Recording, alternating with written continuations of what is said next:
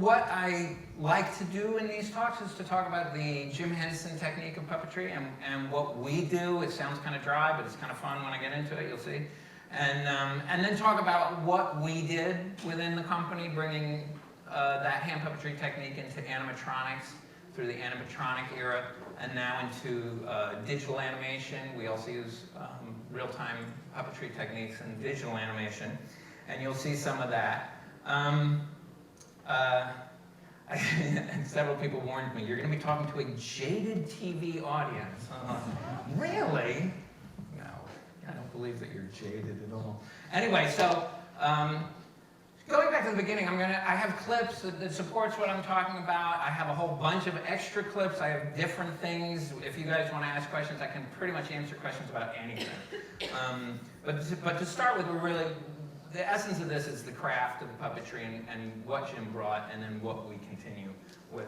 So it all started back in 1956, and the first major show that my dad did, and he did it with my mother. They met doing the show, basically. They were in a puppetry class at University of Maryland, and they started doing a show called Sam and Friends in 1956 in Washington, D.C. And that was really where the whole Muppet technique started. And I have a couple of clips. I'm going to show you one that's particularly clever, because I'm not even sure how he did it. So we can talk about it afterwards. But what you'll see, and I will talk more about, is the thing that Jim brought was an immediacy with the audience, an intimate relationship with the audience, between the puppets and the audience, that really hadn't been done up until then. His whole idea was the TV set in the home will become a stage. And it won't be that there's a camera pointed at a puppet stage. If you saw Kukla, Fran, and Ollie at the time, or other shows at the time, the camera would be pointed at the show, whereas what he tried to do was make the TV screen into the stage. And that meant many of his pieces had no cuts, or almost no cuts, so that literally the piece would come up, it would just play on your TV screen, and your TV screen would become the stage. But let me show you, this is in the early days, this first clip is That Old Black Magic is Louis Prima and Keely Smith singing, and many of his pieces in those early days had very little dialogue. He does a little bit of dialogue at the front, but he and my mom were big fans of Louis Prima, and they did quite a few pieces to him. But let me just play this, and we'll talk more about it. But play this first clip. A lot of the pieces in those early days were never recorded. I mean, as you guys know, in the 50s, a lot of television, because to actually record television meant you had to set up a kinescope screen and shoot it on film if you wanted a record of it. So a lot of the pieces were actually never recorded. But that's a fun one. It's just sort of, let me show you kind of what he's doing. I'm going to use a puppet here to help me. This is, you guys who have seen that puppet game show, here, give me the camera for a sec. I'm just going to, go ahead, give me the camera. All right, so this is Ian. I'm Ian now. I was the armadillo, but I'm playing Ian on that puppet game show that is on BBC now on Saturdays. I'm a little bit actually scrunched up from being in a box. Okay, that's a little,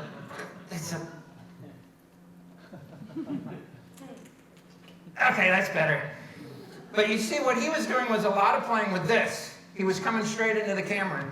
The whole Muppet thing was looking at you. Looking at the camera was something that really people weren't doing with puppets. And it makes a big difference. And it makes it feel like the puppet's talking to you. I'm talking to you. And eye line becomes really important. We'll talk more about the training, but the eye line of being able to hit the camera very quickly for takes to the camera became that sort of Muppet signature. Because if you miss with your take the camera and you're over here, everybody thinks everybody thinks I'm talking to the guy that's 2 seats to your left.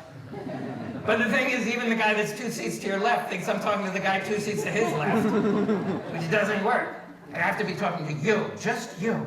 I'm only talking to you, nobody else. And that creates that sort of immediate connection between the audience. And I'll talk more about the technique.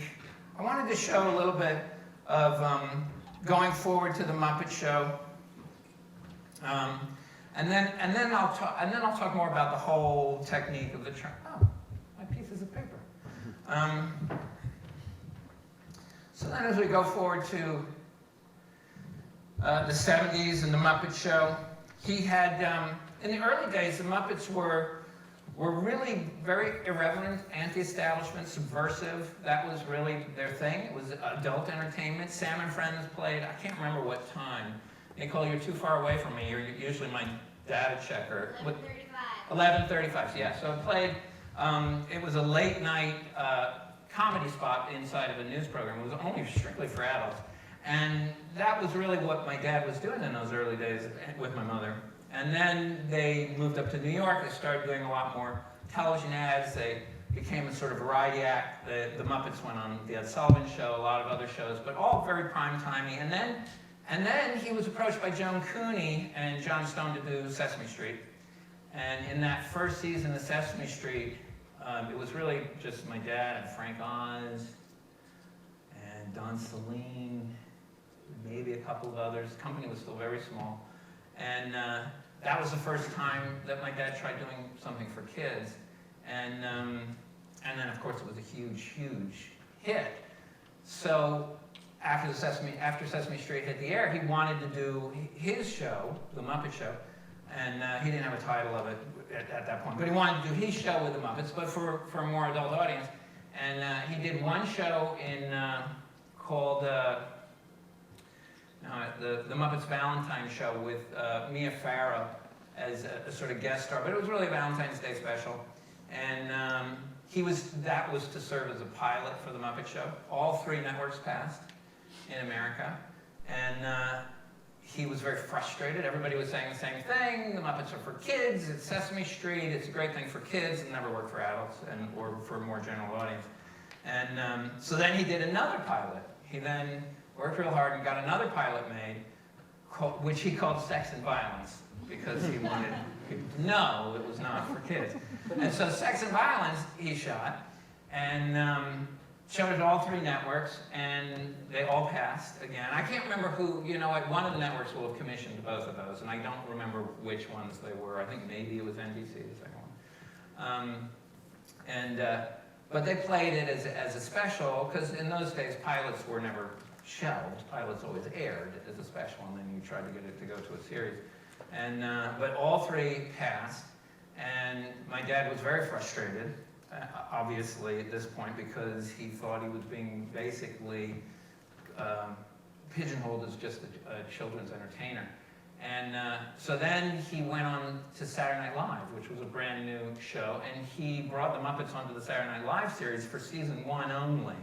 And again, you can now that you know the context, he was really acting out in reaction to the way the world was embracing him as Sesame Street only, and he was just trying to position himself more and more and more and more adult to try to break to a bigger audience and to a more adult, sophisticated audience.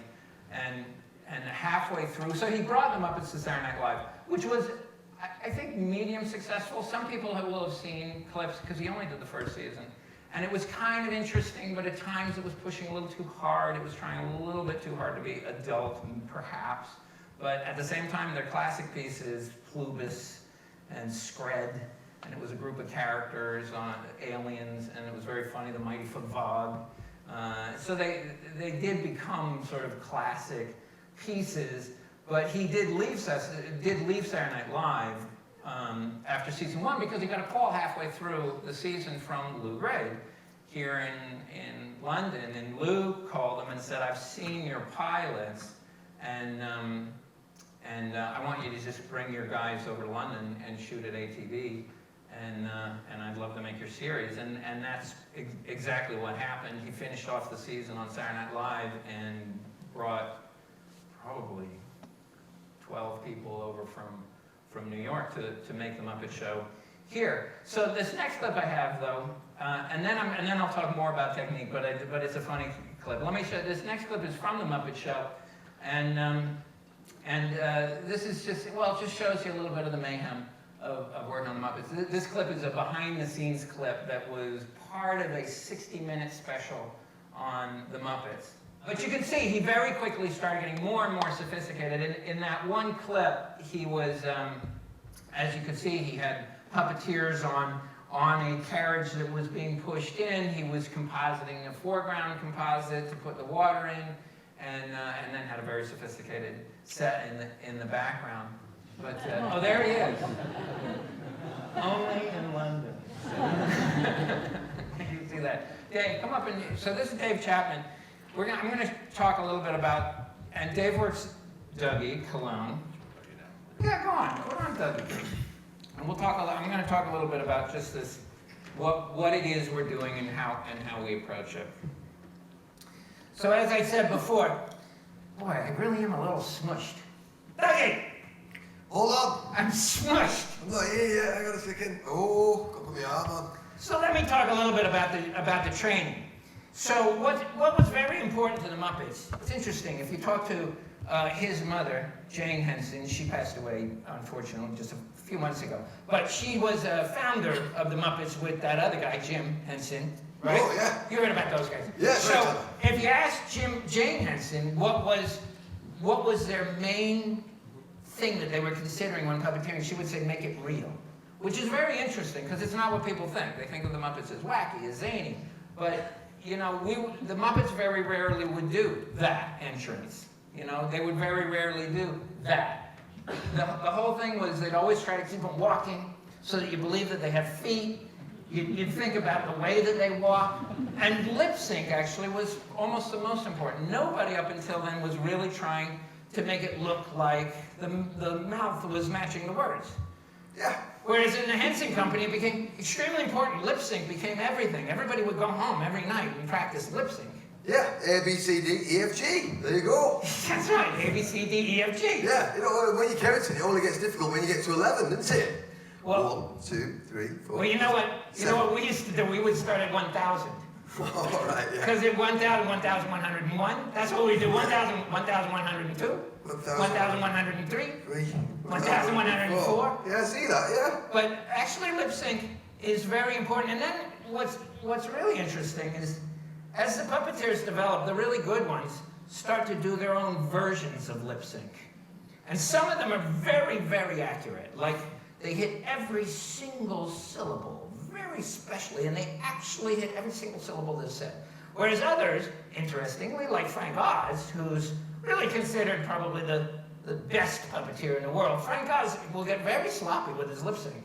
And Miss Piggy might say, "What are you talking about?" You know, and hardly open the mouth, and maybe miss 2/3 of the syllables.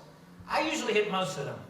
I've noticed that the guy under you, yeah, the guy under you does hit all the syllables. I do, he does, and I've got such a big mouth as well, so it's sometimes you've got to be careful. It's very tiring. Yeah, it is, it's very tiring, you're right there. All right, now show me now.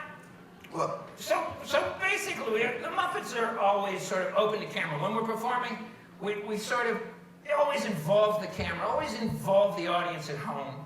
This comes back to what I was saying earlier about eye lines, making sure that you can look at the camera easily. There's always another person in the conversation. There's you, there's me, and there's them. Yeah, oh yeah. Always give a little throw, a little look to the camera, let them know they're involved. And then let's show them the cheat look. When you have two characters side by side, for them to really be looking at each other and talking, they would go like this. But when they go like this, it gets very boring. So generally in the Muppets, what we do is we do the cheat look, where we go like this. Hey, how you doing?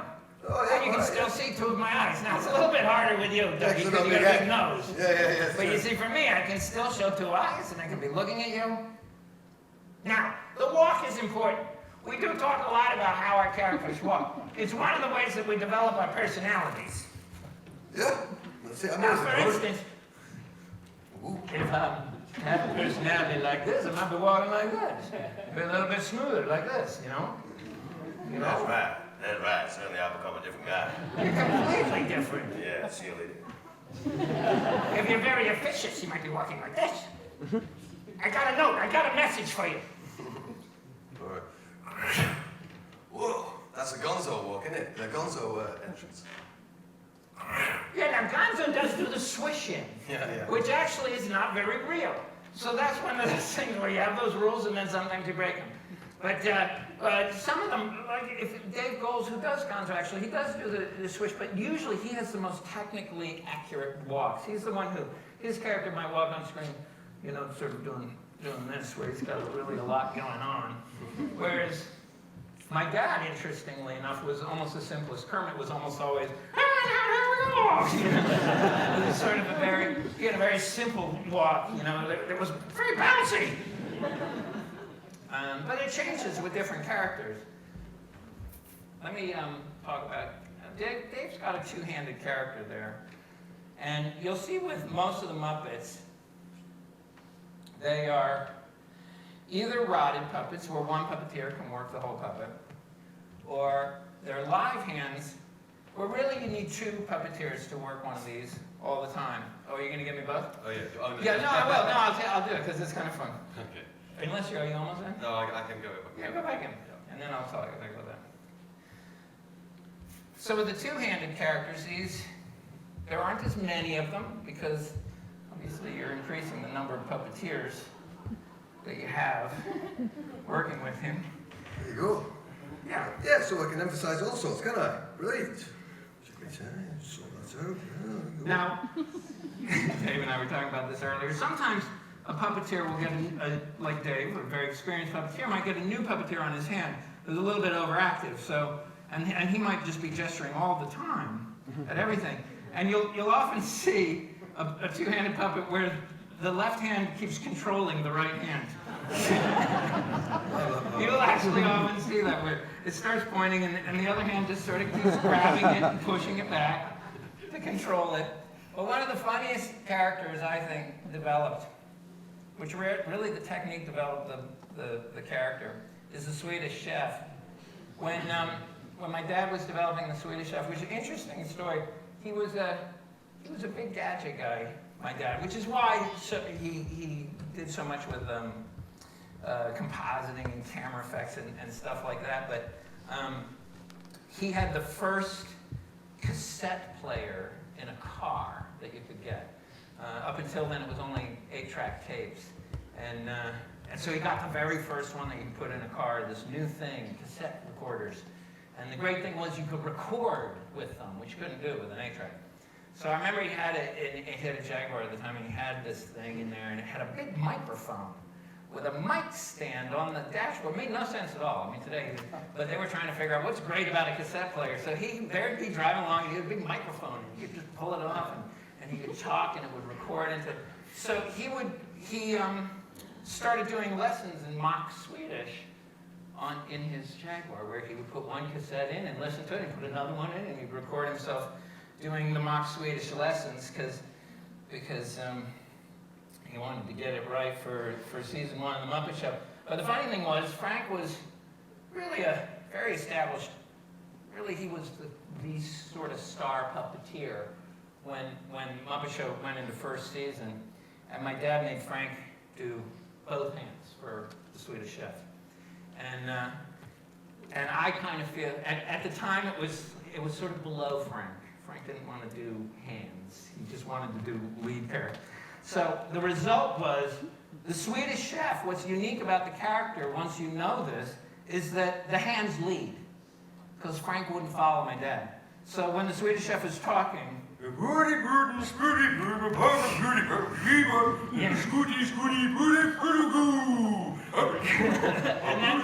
once you know it, once you watch it, you can see the hands are leading all the time. And my dad was just trying to keep up with Frank. And they had chickens, and they were throwing chickens around.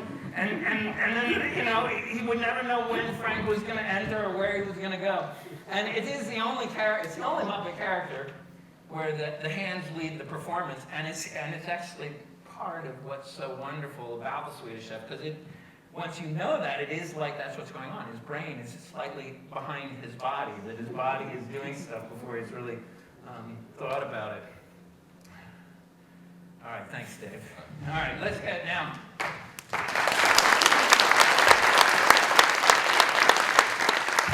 We can show you guys more. Anything, you know, at the end we can keep asking questions about all sorts of stuff. So there we were at the Muppet Show, and I'll come back to some more Muppet stuff later. But then, as we went into the animatronic era, I guess era is the right word.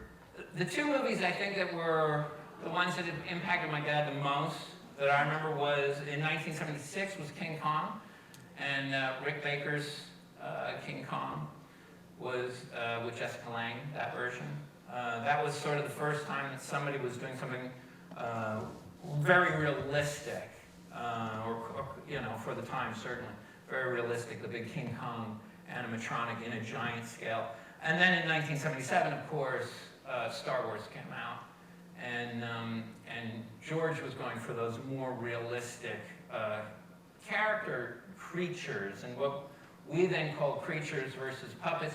The thing about Muppets and the puppets up until then is although Saturday Night Live creatures were somewhere in the middle, but the Muppets is one thing that's going on. That's the animating of inanimate objects, which is a very, very funny thing. But you know they're made of cloth, and you know they're made of ping pong balls, and that's part of what's wonderful about them. Is that you brought to life something that is clearly not alive, and if you pull somebody's arm off, they'll just be fluff, and that'll be actually funny.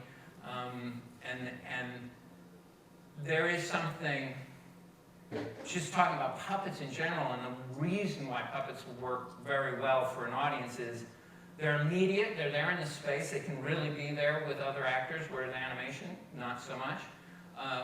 But what puppets can do, just like animated characters can do, is they break down all of the barrier, all of the baggage that the audience is bringing to a viewing experience. Any audience, they're alive and they're people. So if you put people on camera, the way they're dressed, their accents, their skin colors, their age, there's so many things that are going to cause the audience to have immediate reactions to the characters, which you use, of course we use in our storytelling when we're producing programming. But the great thing about puppets is you can just wipe that slate clean completely so that a puppet character can walk on and the audience has no idea how to react to that character and no idea what to expect from that character. And largely that's what we're using when puppets are done effectively, when they work well, is you are reaching whatever, the inner child that people will say of your audience. They are watching with the same innocence as a child, even if they're an adult, because they're watching non-human characters. And the great thing about puppets versus animated characters is you can then mix them. You can mix the puppets in with real live action, and they're really in that space. And when puppets are done well, that works extremely well. You can talk to the audience, and you can say things to the audience that they wouldn't be able to palate if you were doing it with actors. You know, you can say things about prejudice and bigotry and the way people treat each other, where you can talk directly to them, and largely with the Muppets certainly, because overwhelmingly the big picture message of my dad's work, all of his work, was about breaking down boundaries, about having people respect each other for their differences and not for their similarities, and being able to laugh at ourselves for our flaws was also a big part of how he did that. You know, if you're a very prejudiced character ends up laughing at itself within a Muppet scene or a Muppet moment, and that's really was really his life work. He grew up in Mississippi in a tough time in Mississippi. He was in Mississippi until he was 14, 15. Looking up at Nicole again, 14 or 15. She just says yes, it was one of those. And that was a tough time in America. That would have been 1936 to 1950. And to say that there were race issues in America, and particularly in Mississippi in that period, is an understatement. And he really did dedicate his life to trying to pull people together. And again, you will find very few, and I'm on a tangent, but you'll find very few nuclear families within my dad's work. You will find some characters that, hey, this is my dad, or this is my sister, this is my brother. But for the most part, central in almost all of his productions were families that were not nuclear families. They were not brothers, sisters, cousins, aunts, and uncles. They met each other. They were very different, and they were attracted to each other for their differences, and they celebrated that put together. They were much better than individual, and the families tended to never be nuclear families. And I think there was a point that he was making when he was saying that emphasizing the nuclear family can actually be a very divisive, have a divisive effect on society. So then as we were going forward, bringing back to what I'm talking about. So bringing hand puppetry techniques into the animatronics. So he set out to do Dark Crystal now, and here's a clip of animatronics. The first real animatronics was Dark Crystal. Frank Oz talking about Aughra. Let's play that clip, and you'll see he is working Aughra like a hand puppet, but with a group of puppeteers now, bringing the character much more alive. It's now not so much the abstract art form of puppetry. It is trying to create the illusion of life. The big jump between Dark Crystal and Labyrinth was basically removing the cables and putting motors into the heads. That enabled Hoggle, for instance, to walk around, and Ludo, and not have cables dragging around. So that in those movies, in Labyrinth, you got to see a lot more of the characters. But the big problem of it taking 4, 6, Little Shop of Horrors, we had 25 puppeteers on one character at times. Little Shop of Horrors was the most puppeteers, and we rehearsed the songs Feed Me and Mean Green Mother for about 3 months. We rehearsed one song to try to get everybody working together. But, and a funny little story about Hoggle. When we did the movie, Hoggle's always making sounds. He's always going, oh, yeah, oh. And the reason why is because initially when we made the head for Hoggle that went on Sherry's head, she had a little monitor, a little eyepiece, camera eyepiece against her eyes in the head, and then the lens was in her stomach, in the costume. So that when she walked, she could see what was in front of her stomach. But when she would turn her head, it made her sick because the view didn't change. So she was getting real sick, and we figured this out really quick. So we had to remove the eyepiece, and we gave her black makeup on her face, so that her face was just completely black. And then we removed the inside of the mouth. So when the mouth opens, Sherry's face is right back there. And that was the only way she could see. So it was when the mouth was open. So when we were shooting, Hoggle would often he'd be walking, and then he would just go, oh!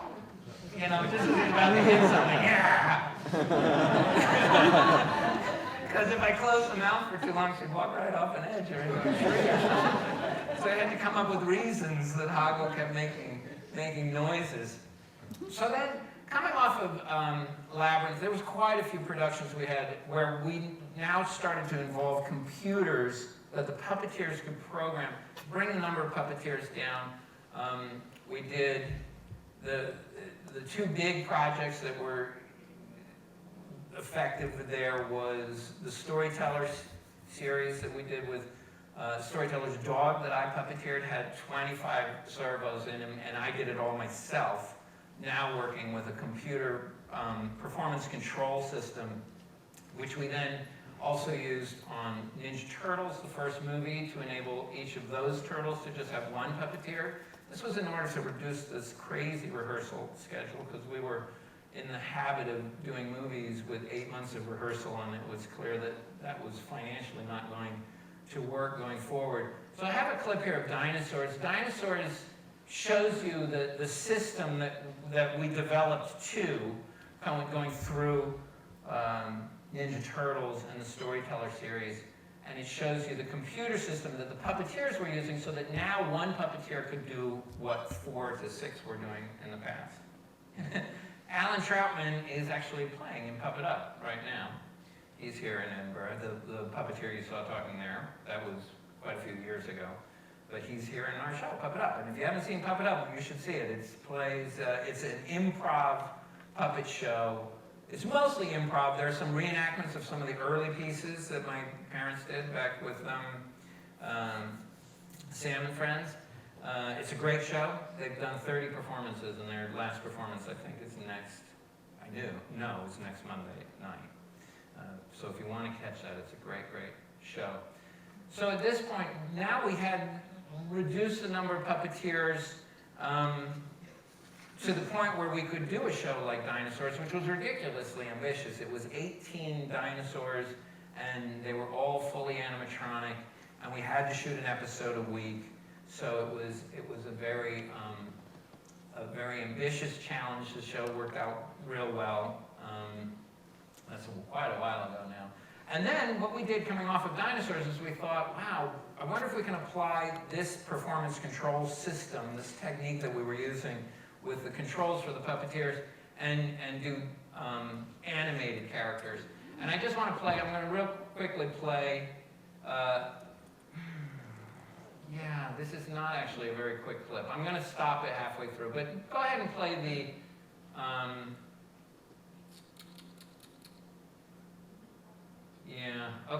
go ahead and play the Jim Henson Hour clip. This was that one. Now let me just play, so we took what my dad started in '89. Interestingly enough, the company he was working with, that computer fella that was there, that was Pacific Data Imaging, became DreamWorks Animation eventually. That was a very small company at that point, was who my dad was working with on that Waldo character. So then once we did Dinosaurs, which was 4 or 5 years after that, we now had this very sophisticated performance control system which we wanted to connect up to animated characters. We had to wait a little while for the cost of the computers to come down. And then we developed what we call the Henson Digital Puppetry Studio, where we are now puppeteering animated characters, and we can produce, there's a TV series that we've been making for PBS in America called Sid the Science Kid, and we can produce 2.5 episodes a week, half-hour episodes of full animation, doing it as puppeteered animation. And this is a little piece that we took to help explain to people how we were doing it. It's motion, it looks like motion capture, and it is. The bodies are motion capture, but the heads are hand puppeteered through the control system. And have a look at this clip, and it sort of shows. But what we're doing with the Henson Digital Puppetry Studio is, what I was trying to explain is, we actually can make the whole show, all the characters are performed live. It's directed, the camera operators are operating cameras, it's all virtuals, and that's been working very well. Sid the Scientist doesn't play here in England, because you guys don't really like preschool educational television. It doesn't really, it's very interesting. It's the #1 show in France, but it doesn't actually play here, which I have respect for it. It's interesting, here I think the children's programming is almost never for young kids educational in Britain. Oh, thank you. A little time check sign was just held up for me. Yeah, so it doesn't actually play here, but it's a very cool technique. It's actually been developed for more sitcom type material because what it does, it's a very interesting look and feel. Keyframe animators do not like the look of what we're doing with Sid the Science Kid, because they see all the inaccuracies, they see the sliding feet, they see things that are kind of wrong. But what this technique does do is it captures spontaneity, which we can't capture in a keyframe approach. Pixar is amazing at spending an enormous amount of effort trying to make something look spontaneous, you know? Whereas when we do this technique, we can use the take where the character tripped on the way into the room, and it was really funny, and they all went with the scene. So a lot of the live comedy rules all sort of work, and you can try doing a scene a completely different way. Let's just try it a completely different way. All those things that you can't really do in keyframe animation. It's sort of, or rather you can, but you have to work very, very hard at it. It happens automatically with our approach. What our approach doesn't have is it's not very, very accurate. So I think that's basically, I didn't have a bunch of other little things that I could show you, but I wanted to let people ask any questions. I've got clips, I've got other bits if you wanted to see them. But I think we're already to that point where I really ought to be asking if anybody has any questions about anything. I'd be happy to answer them. Anybody? There's a hand. Yeah, go ahead. Thanks for the session, that was really interesting. I'm Nico from C21 Media. I was just wondering whether or not, in light of the UK tax break for children's animation, you'd be considering reopening the Jim Henson Creative Workshop in the UK? The Creature Shop. Yeah, correct. Yeah, no, well, I would love to.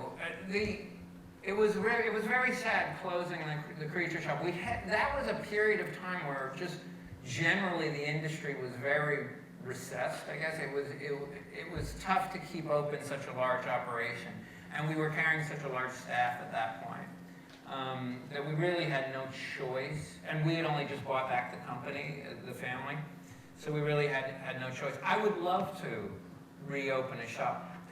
I wouldn't do it and then hope the work comes. It really comes from, have we got that special TV show? Have we got that special movie? Now have we got another one? And now, because that's really the way the Creature Shop initially opened. It was first there was a space to start building puppets for Dark Crystal. Then Dark Crystal was made. Then Dream Child was made. Then Labyrinth was made. And then it wasn't until really after Labyrinth that the Creature Shop was really called the Creature Shop and started taking outside contracts. But I would love to open again. I think a lot of my favorite work that we did was over here. I was basically exclusively here from 1984 till 83 till my dad died.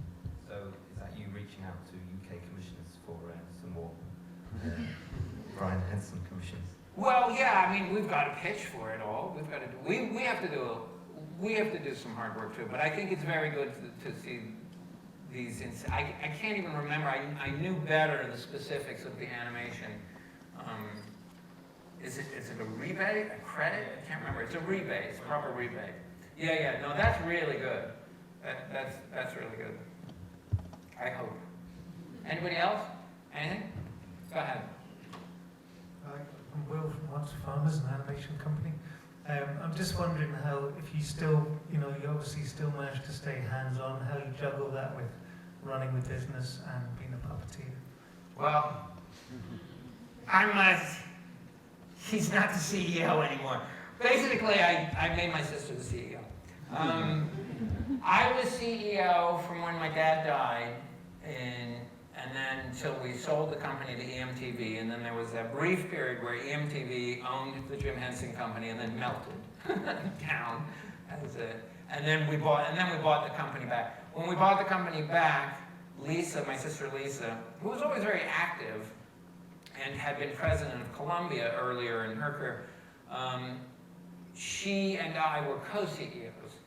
And then in the last 3 years, I've been chairman, and Lisa's been CEO, and that's been working very well. And it's given me space that I've been able to do stuff that I have fun with. Doing that puppet game show here in London was so much fun for me, and something I really couldn't have done while I was CEO. And I was able to perform, and these guys said, "Yeah, can you?"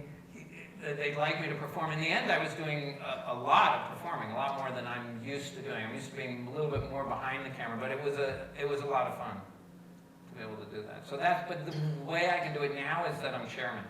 While I was CEO and running the company, I could almost only do that on Muppets. Like I could do a Muppet movie because it was so important to so many areas of the corporation that I could direct a Muppet movie, but I couldn't really go and do other more experimental stuff. Anybody else? My daughter, go on, what? I noticed in one of the clips Yeah. that some of the voices changed. Yeah. And I keep on wondering if maybe you changed the voice on purpose or... Oh, the Muppet voices.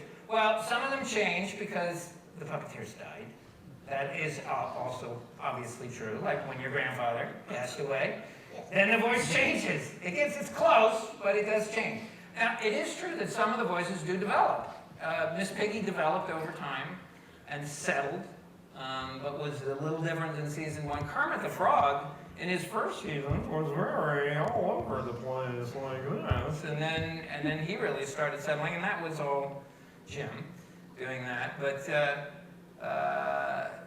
most often the voices change when the puppeteer changes, and usually the puppeteer changes when the original puppeteer is no longer alive, unfortunately.